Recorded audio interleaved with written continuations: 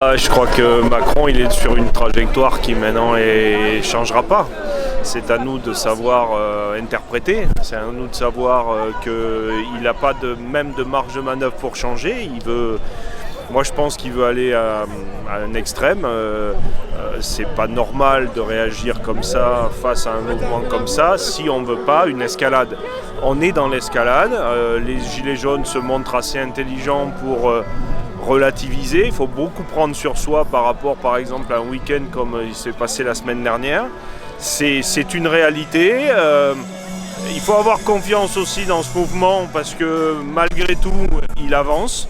Malgré tout, il y a énormément de choses qui ont été déstabilisées à la tête de l'État et qui méritent maintenant une conscientisation très utile.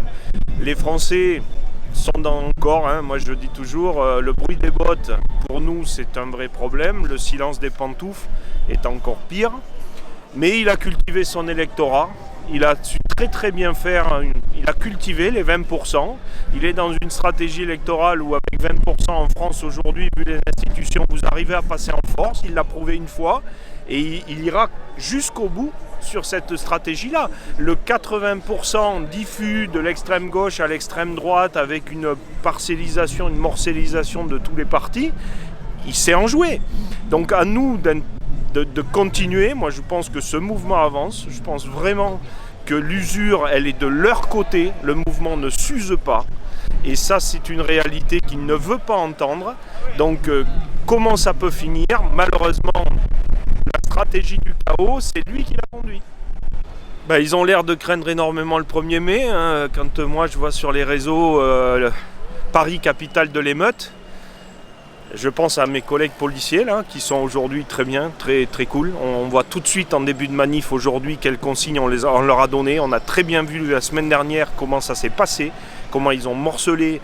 Dès le début, à 13h30, on était coupé en morceaux. Derrière, on vous fait sortir des cortèges normaux, des cortèges déclarés. Ça vous impose, vous n'avez plus de solution. Et derrière, ils ont tous les droits aujourd'hui quand on lit le code pénal.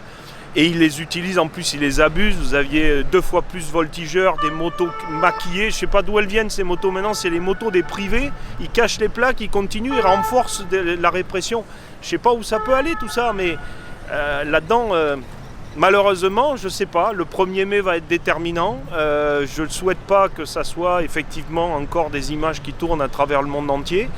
Mais cette responsabilité, il ne faut pas la mettre sur les gilets jaunes. Ils font ce qu'ils peuvent. Les gilets jaunes, ils ne peuvent pas remplacer une institution qui est complètement défaillante et qui aujourd'hui se complaît dans sa défaillance, quoi. Voilà.